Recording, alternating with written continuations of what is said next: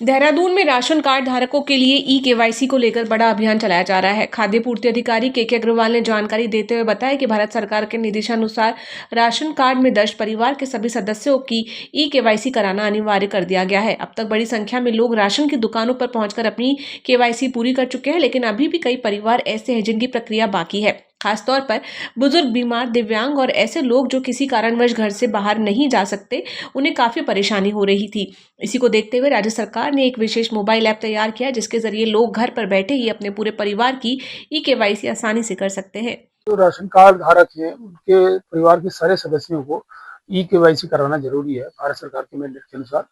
तो इसमें जो है अभी तक हम जो ये सुविधा प्रदान कर रहे थे वो राशन की दुकान पर जाके केवाईसी हो रहा था। तो इसमें काफी बड़ी संख्या में हमारे करीब 9,82,000 जनपद में लोगों ने राशन की दुकानों पर जाकर ई-केवाईसी का काम कराया। लेकिन हमारे पास 15 लाख जो है ऐसे परिवार के सदस्य हैं जिनको केवाईसी करानी है। तो करीब जो है 7 लाख हमारे जो है करीब 6 लाख जो है के हमारे जो बचे हुए हैं उनको, उनमें बहुत सारे कंज्यूमर्स ऐसे हैं जो विकलांग हैं, बीमार हैं और विभिन्न कारणों से वो बेड पर हैं और या घर में से बाहर दुकान तक नहीं पहुंचने में सक्षम नहीं है। तो ऐसे लोगों को सुविधा प्रदान करने के लिए राज्य शासन की ओर से एक ऐप तैयार किया गया है और वो पब्लिक के लिए जारी कर दिया गया है। उस ऐप को डाउनलोड करके और आप घर बैठे अपने राशन कार्ड का और अपने परिवार के सदस्यों का ई-केवाईसी संपन्न कर सकते हैं। ईरान, अमेरिका और इजराइल के बीच बढ़ते तनाव का असर अब सिर्फ बड़े देशों तक सीमित नहीं रहा, बल्कि इसका असर भारत के छोटे शहरों तक भी पहुंच रहा है। उत्तराखंड के रुड़की में एक ऐसी कहानी सामने आई जिसे सुनकर आप भी हैरान रह जाएंगे। मौत के साए में 65 दिन आंखों के सामने मंडराते मिसाइल और ड्रोन और समंदर के बीच फंसा एक जहाज। ये किसी फिल्म की कहानी नहीं, बल्कि रुड़की के कैप्टन आशीष शर्मा की सच्ची दास्तान है, जो स्ट्रेट ऑफ हॉर्मुज जैसे खतरनाक वॉर जोन में करीब 2 महीने तक फंसे रहे, लेकिन न खुद हिम्मत हारी और न अपने 24 साथियों का हौसला टूटने दिया। 65 दिन तक जिस बेटे की सलामती के लिए परिवार हर दिन दुआ कर रहा था, आज वो सकुशल घर लौट आया। हमारा 28 से वहाँ पे वार स्टार्ट हो गया था, तो 28 से ही हमारा शिप वहाँ था। अप्रॉक्स 45 डेज हमारा शिप स्टक था वहाँ पे। तो जैसे ही स्टेट ऑफ हार्मस क्लोज का हमारे पास ऑर्डर आया तो वहीं पे मतलब हमारा शिप भी वहीं पे स्टक हो गया। अप्रॉक्स वहाँ पे उस कंडीशन में 2 से 2,500 वेसल्स थे जो सब वहाँ पे स्टक थे, जिसमें अलग अलग नेशनलिटीज़ के थे, इंडिया के थे, म्यांमार के थे और श्रीलंकन थे, सब फिलिपिनोस, सब अलग अलग कंट्री के उसमें क्रू मेंबर थे जो स्टक हो गए थे।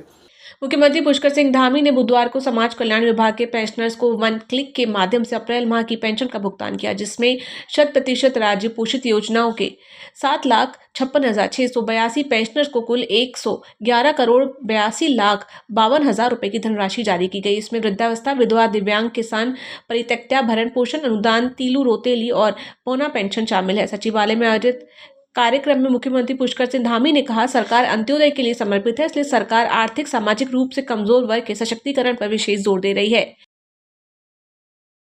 5 राज्यों के चुनाव नतीजों के बाद कैबिनेट मंत्री सतपाल महाराज ने इसे प्रधानमंत्री नरेंद्र मोदी की नीतियों की जीत बताते हुए कार्यकर्ताओं और शीर्ष नेतृत्व को बधाई दी।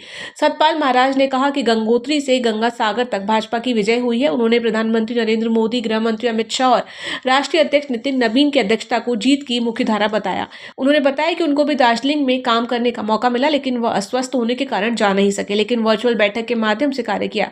महाराज ने कहा कि प्रचंड बहुमत बताता है कि लोगों ने प्रधानमंत्री मोदी की नीतियों पर विश्वास जताया, जिसके कारण भाजपा को ऐतिहासिक विजय प्राप्त हुई। निश्चित रूप में गंगोत्री से और गंगा सागर तक विजय हो गई है और मैं सभी कार्यकर्ताओं को बधाई देना चाहता हूं। माननीय प्रधानमंत्री जी को, माननीय अमित शाह जी को, नितिन नवीन जी को, सभी को बधाई दूंगा। मुझे भी थोड़ा काम करने का मौका मिला। दार्जिलिंग में मुझे बुलाया गया था, थोड़ा अस्वस्थ होने के कारण मैं जा नहीं सका। मैंने वर्चुअल बैठक यहाँ से की और सौभाग्य से सारे दार्जिलिंग के विधायक, कालिम्पोंग के विधायक, डुवर्स के विधायक सारे के सारे जीत गए हैं। तो ये प्रचंड बहुमत बता रहा है और लोगों ने विश्वास जताया है मोदी जी की नीतियों के प्रति और ये मैं समझता हूं बहुत ही ऐतिहासिक जीत दर्ज हुई है।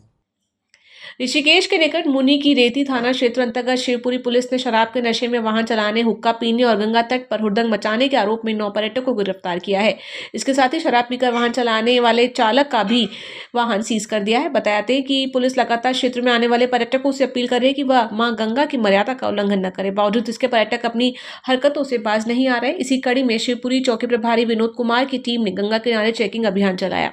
यहाँ 4 पर्यटक गंगा किनारे हुक्का पीते नजर आए और 3 पर्यटक नहाने के दौरान हुड़दंग करते हुए पकड़े गए। 2 पर्यटक शराब के नशे में वाहन चलाते हुए गिरफ्तार हुए।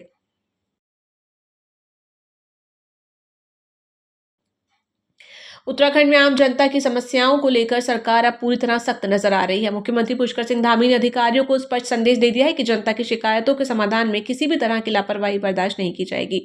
उन्होंने नो पेंडेंसी को प्रशासन का मूल मंत्र बताते हुए समयबद्ध कार्रवाई के निर्देश दिए हैं। मुख्यमंत्री पुष्कर सिंह धामी ने सभी विभागों के अधिकारियों को निर्देशित किया कि आम जनता की समस्याओं और शिकायतों का निराकरण तय समय सीमा के भीतर किया जाए। मुख्यमंत्री ने कहा कि सरकार की सर्वोच्च प्राथमिकता जनहित है और इसमें किसी भी प्रकार की देरी स्वीकार नहीं की जाएगी। उन्होंने अधिकारियों को चेतावनी भरे अंदाज में कहा कि कार्यों में लापरवाही, अनावश्यक देरी पाए जाने पर सख्त कार्रवाई की जाएगी। साथ ही उन्होंने सभी विभागों को आपसी समन्वय बढ़ाने और पारदर्शिता के साथ काम करने के निर्देश दिए हैं।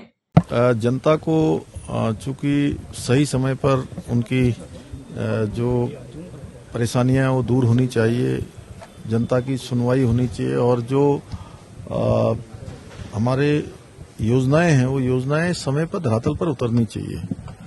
उनका टाइम बॉन्ड होना चाहिए, गुणवत्ता होनी चाहिए और अधिकारियों को उसके लिए अपडेट रहना चाहिए। ये मैंने सभी अधिकारियों को कहा है और सभी विभागों को भी कहा है, जिनके विभागों में जो भी पेंडेंसियां हैं वो पेंडेंसियां समाप्त होनी चाहिए।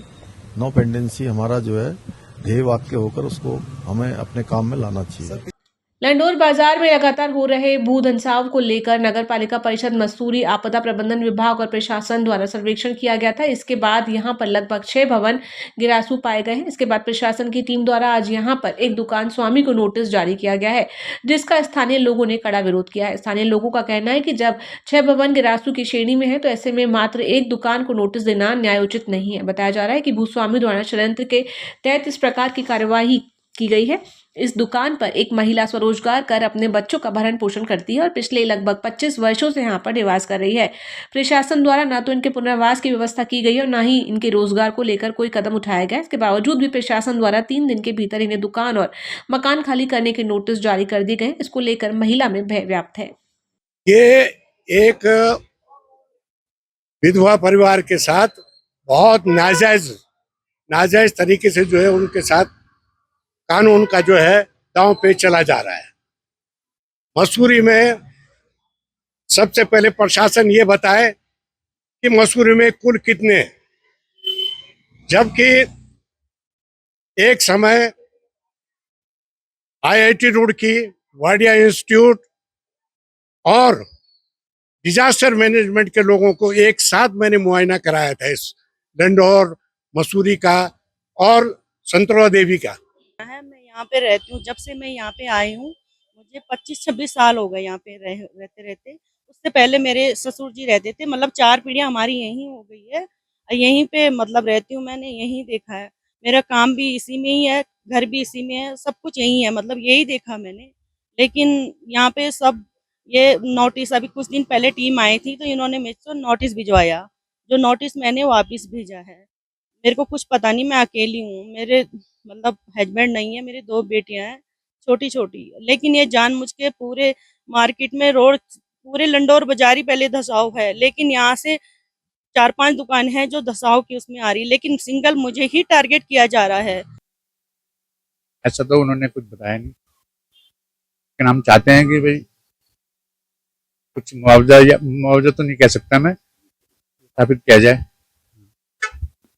यहीं पे बैठ के भूख हड़ताल करेंगे, क्योंकि यहाँ ये हमारी जन्मभूमि समझ लो। हमें यहाँ कम से कम 80 साल हो गए इस दुकान पे।